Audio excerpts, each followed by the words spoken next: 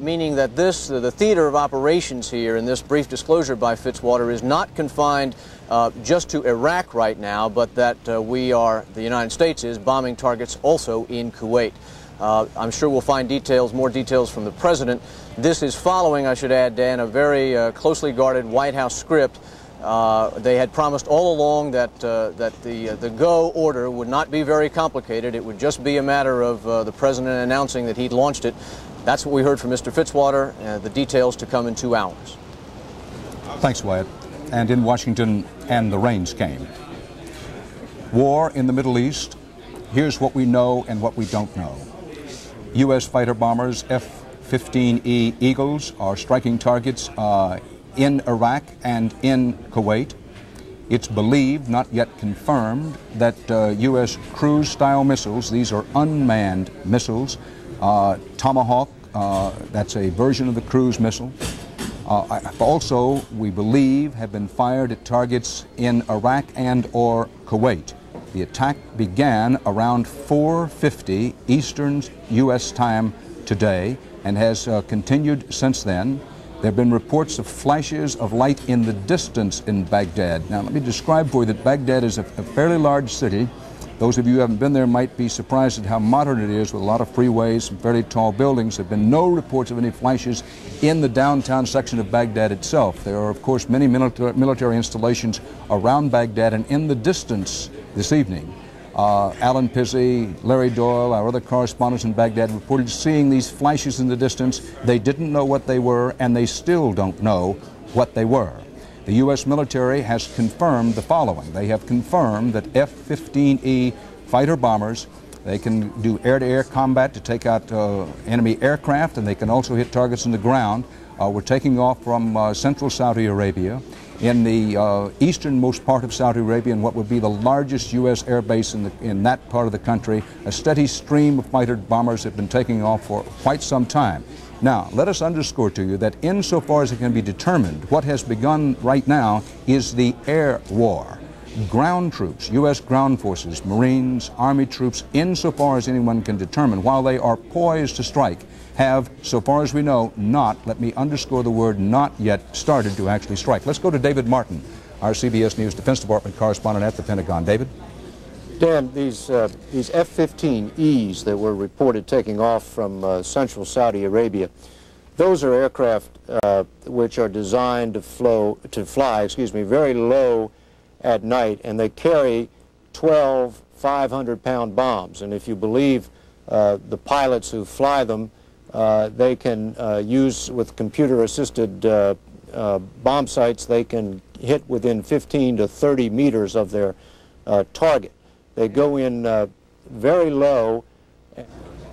Well, unfortunately, we lost our audio and video to David Martin at the Pentagon, but what David was doing was bringing us up to date on the kind of attack that is obviously underway against targets in Kuwait and or Iraq at the moment. We believe that the attack is at least two-pronged. One, this is in no particular order, the attack by the cruise-type missiles, the Tomahawks, which can be fired from sea. As General George Christ, our CBS News consultant, underscored earlier, those Tomahawk missiles could be fired not only from U.S. Navy ships in the Persian Gulf, but also from the Red Sea. That would take them firing on the Red Sea across Saudi Arabia on into Iraq or Kuwait. And also, we don't know whether this has been done, the Tomahawk missiles could be fired even from U.S. Navy ships in the Mediterranean. If they were fired in the Mediterranean, they would have to go over Syria in order to reach Iraq, but having a range of at least 1,400 to 1,500 miles, the Tomahawk missiles could have been fired from the Mediterranean into Iraq as well. Now, Bob Simon in Saudi Arabia, lots of air activity still continuing there, I gather. Yes, Dan, we've received an additional detail just in the last few minutes that from a central airbase in central Saudi Arabia, from a large airbase there, C-130 transport planes have been taking off every few minutes for the last hour. Right now I can hear more aircraft taking off around me right here in eastern Saudi Arabia. Let me emphasize that recently, yesterday in fact, a senior Air Force commander here predicted that the air war, the establishing superiority in the air, would take the Air Force approximately 2 days, as long as Saddam did not hide any of his planes. This Air Force commander thought that Saddam would engage, the American Air Force that he would lose, and that if he put all his planes up at once, it would take the Americans 2 days to clear the skies. Here are some more fighters taking off right now. I can't tell if they're F-15s or Tornadoes. They are one or the other. Those are the kinds of aircraft which are housed in this base here. The Air Force commander also said that he expected that the Americans would take some losses, that some American planes would be shot down. We'll have an answer to that, I'm afraid, within the next couple of days now, Dan. Thanks, Bob Simon. And when Bob Simon speaks of the Tornadoes are the basic British fighter bomber.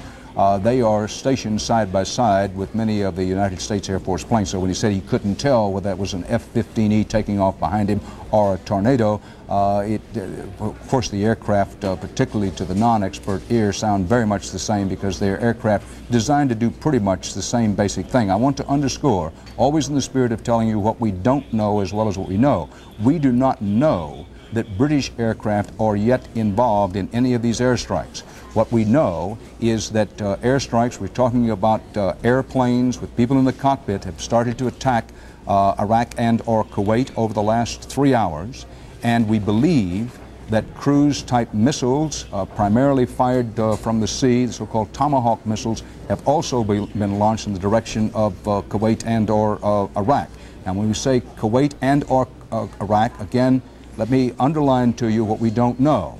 It is believed that the air war which has begun, there is war in the Middle East, war in and around the Persian Gulf, with all that that entails and all of the consequences that may flow from that, it is believed that so far, these are airstrikes, both by airplanes and missiles. We believe that no ground forces are involved in the offense. The United States is on the offense in the very early stages of the war. Now, we believe that attacks are going on inside Kuwait as well as inside Iraq, these air attacks and possibly missile attacks.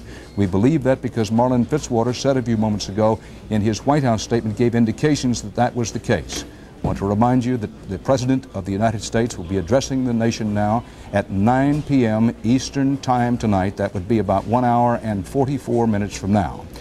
This is Dan Rather at CBS News headquarters in New York. This is our special CBS News coverage of war in the Middle East. We will, of course, be on the air continuously on this CBS station. We're trying to be a steady, reliable, dependable point for you to get information.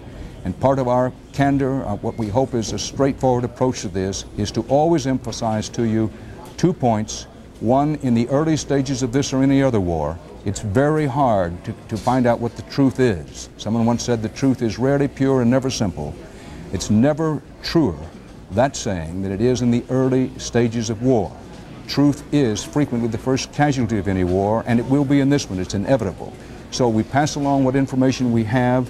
We try to check and double check it for you, but inevitably, we're bound to make mistakes. We hope we make as few as is humanly possible. Now, Air Force retired General, very recently retired Air Force General Michael Dugan is in our Washington Bureau.